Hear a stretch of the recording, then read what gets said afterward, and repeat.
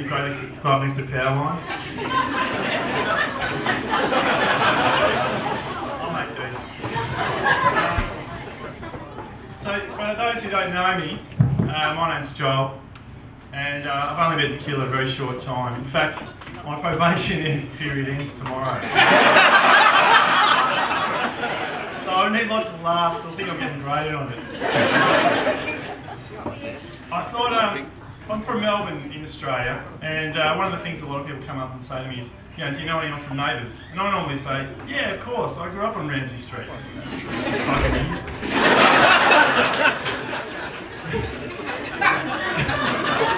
But in fact, I actually do know a couple of people, and this story is my favourite story of this particular person. It's 100% true. Back in Melbourne, just to set the scene, with this thing called the Spring Racing Carnival. Now, it's a big horse racing event, it goes for a couple of weeks, and it takes over the whole town. This particular day, it was 35 degrees, very toasty. The sun was shining, and I was lucky enough to have, it would have been like an English heat wave, you know, and stuff.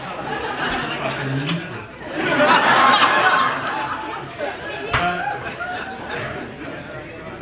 This day, I was very lucky enough to have a ticket to a big marquee in the members area right next to the track. It was so posh, I had to wear shoes and take the corks out of my hat.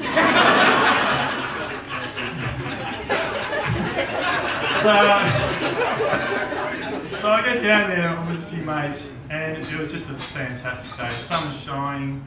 As I said, the women were $1 million all in their race day dresses. Everyone was winning. I don't really bet, but I put $2 down on one race and won $116 back. It was just the start of a fantastic day. So yeah, this friend of mine, Adele, she was there, one of my mates there. She played Claire Gerard on Neighbours, I don't know if you know that. And she did her modelling, and she, just to set the scene, she was 10 out of 10, absolutely stunning. So we're all drinking, and I'm probably the equivalent of 12-inch pints up, you know, quite wasted. And so we decide, you know, we've got to get out of this marquee, let's go to the nightclub. Anyway, we all hop in the nightclub. I go to the bar, grab a beer, come back, looking for Adele, and I can't find her. And I'm like, okay, what's going on? So I look across, I find her in the corner, and she's not looking good. Something's not right. She looks like a stale bottle of piss.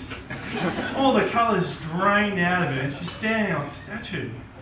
The whole place was bumper to bumper. Everyone had been in the races all day, and they were absolutely blind drunk. So anyway, I'm making my way towards her, and I get there, and she turns to me, and she looks deep in my eyes, and she says, Joel, I've got something I'm going to tell you. And I'm thinking, here we go. I thought I was in for a chance. She goes, I think I'm going to be sick. So I'm like, okay, alright. Where do you want to go? Outside or the toilet? She goes, the toilet. Okay, cool. Now I was really busy in there, so I grabbed both the shoulders, and I kind of, toilet's on the other side of the dancing floor. So I work my way across there with this human battering ram, like, get the hell out of the way, mate. Anyway, make it halfway across, and she faints. She passes out. Anyway, I'm trying to pick her up. I caught her head, but she's not a big girl. Yeah, she's not a big girl, but I don't know if you've ever tried to pick up a really drunk woman. Oh, of course you have your English. So,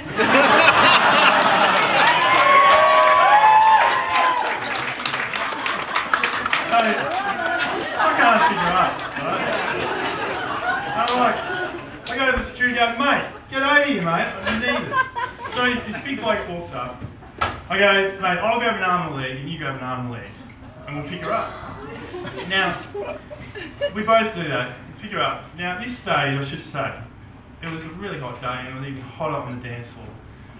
A lot of the girls were in their best race day dresses, and not a lot of them were wearing underwear.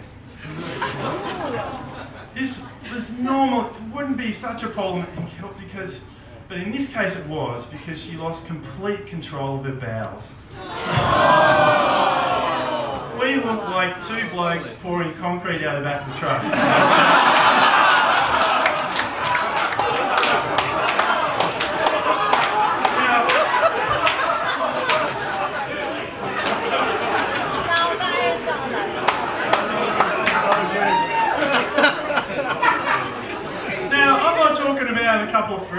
shares here.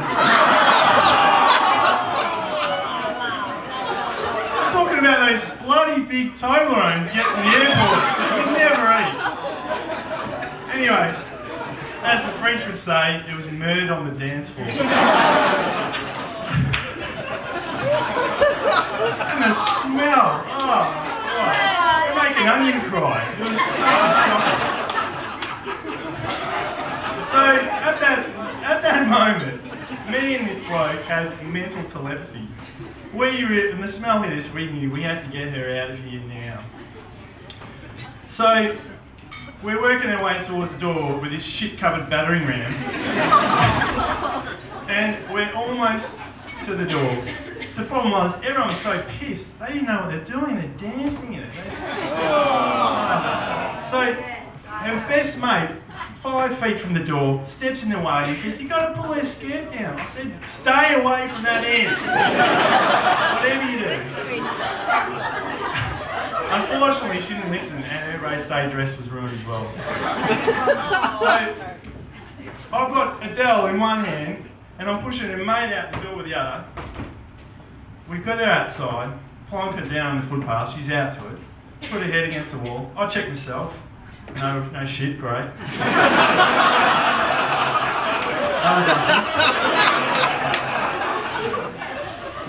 And I mean, since the day it couldn't get worse, I probably forgot my beer. So back I go, inside. And all hell started to break loose at this stage. The smell has started to radiate out from the dance floor. People were just, they knew something wasn't right. The owner, though, he was onto it. He was like shit off a shovel. Right there with a mop and 2 cans of air freshener. But the thing is, he's going to work and he motions to the DJ, crank it up. So the DJ cranks it up, blows the amp, blows the power in the whole joint, so there's no electricity, smells like shit, just like Birmingham.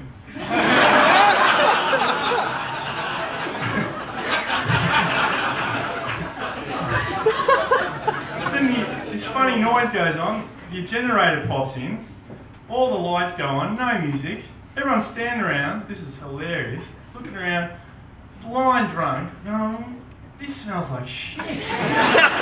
Shit all over their feet. The owner just spraying away, going, "It's alright, it's alright." Needless to say, there's a mass exodus towards the door. The guy lost about half his takings for the night. So I pop outside, Adele's still out to it, and her mate's still there. I hail the cab, I say, "Mate, I need to get around the corner." "Just round the corner, mate. How much is it going to be?" He said, $5. So I look at my wallet, pull out $116. I give it to him. And before he can say, "That's too much," I throw in 2 shit-covered birds in the back of his cab. Slam the door. Easy come, easy go.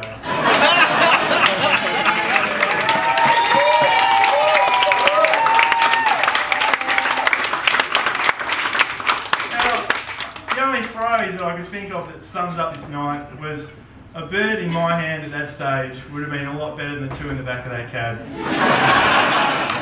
Thank you, good night.